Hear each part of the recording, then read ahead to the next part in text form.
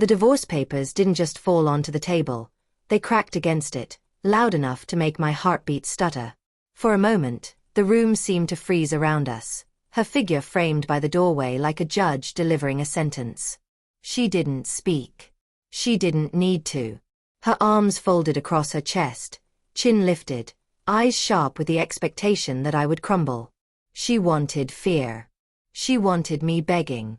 But fear was something I had run out of long before those papers ever touched the table.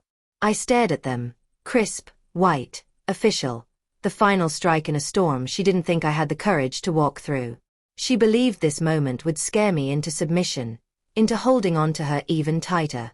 What she didn't know was that I had already let go. I reached for the pen. Her eyebrow lifted, confusion softening her expression for a split second. That was all the time I needed. I pressed the pen to the line and signed. No hesitation. No pause. No trembling hand. Just a clean, steady stroke. When I put the pen down, she looked at the papers, then back at me. Her breath caught, not out of victory, but shock. You really signed," she whispered. "Yeah," I said quietly. "I did." Her lips parted, as if she expected the words to crawl back into my throat. "You weren't even going to talk about it?" "There's nothing left to talk about." Her face changed. The arrogance slipped away like a mask sliding off.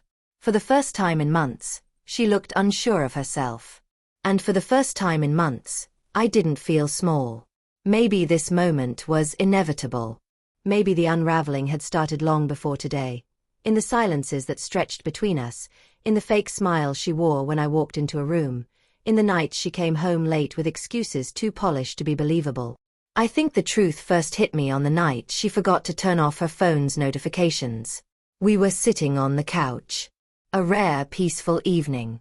She was scrolling, pretending to watch a show with me. Then her phone buzzed twice, the way it never used to. At first, I ignored it. Trust was supposed to be something you defended, not something you poked holes in. But when she got up to take the call, whispering as she walked into the hallway, something in my chest cracked. I paused the show and sat there, listening to the faint murmur of her voice behind the wall. When she came back, she didn't meet my eyes. I didn't say anything. I wish I had. I wish I had asked then, before the lies grew legs and ran circles around me. But I held on to hope, or maybe denial. The kind that claws at you until you mistake it for love. 2 weeks later, I found the proof. It was stupid, really. A forgotten receipt, left on the kitchen counter. An expensive restaurant across town. A place we had never been together. 2 meals, 2 drinks, 1 dessert. Her handwriting scrawled on the back.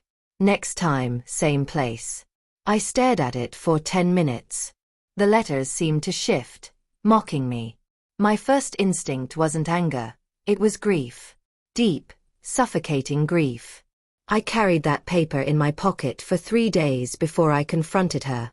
I pulled it out when she came home late again, dropping her bag on the sofa with a sigh that sounded practiced. "Where were you?" I asked. "Work," she replied without hesitation. I held up the receipt. I watched it happen, the exact moment her lie collided with the truth. Her eyes widened a fraction, then narrowed into irritation. "You went through my things," she snapped. "No. You left it out." She scoffed as if that was the problem, not the betrayal itself. "You're overreacting. Just tell me the truth." Her jaw clenched. "It's nothing. It's something," I insisted. "Who were you with?" She said nothing. Silence said everything. Something inside me shrank, not out of weakness, but out of heartbreak so heavy it felt like drowning from the inside out. I didn't yell. I didn't throw anything. I didn't cry. I just walked away, and in the quiet of the bedroom, I realized something painful. Love wasn't supposed to feel like this. Over the next few days, she shifted into a strange rhythm. Colder, distant, dismissive. As if my discovery had freed her to stop pretending. She stopped asking if I had eaten. Stopped sitting beside me on the couch. stopped giving me the goodnight kiss she had already abandoned long before. I felt like a stranger living in my own home. Meanwhile, she kept waiting for me to snap, to beg, to lose control. She was preparing for a war I refused to participate in. Then the papers came. She slapped them down like a final challenge, the ultimate threat. She thought I wasn't brave enough to let her go. But betrayal does something to a man. It shifts the ground beneath him until pain becomes clarity. I didn't want to be with someone who treated my love like an inconvenience. Someone who played mind games, who used silence as a weapon, who broke trust just to feel powerful. So I signed. The silence after I slid those papers back across the table was thick, heavy, charged. She stared at me as if seeing me for the first time. "You weren't supposed to actually do it," she said. "You handed me divorce papers," I replied. "What did you expect?" "I thought," her voice faltered. "I thought you'd fight for us." I looked at her, really looked at her. This woman who had once been my home, now standing in front of me like a storm I had finally walked out of. "I did fight," I said softly. "For months. Alone." She took a step closer. "You can't just give up." "I didn't give up." I swallowed hard.